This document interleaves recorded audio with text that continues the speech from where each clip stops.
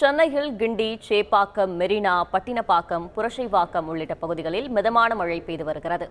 இதுகுறித்த கூடுதல் தகவலை செய்தியாளர் ரமேஷ் வழங்கிட கேட்கலாம். ரமேஷ், வணக்கம். அதிகபட்சமாக மழையின் சென்டிமீட்டர் எவ்வளவு பதிவாகியுள்ளது? கூடுதல் விவரங்களை பதிவு செய்யலாம்.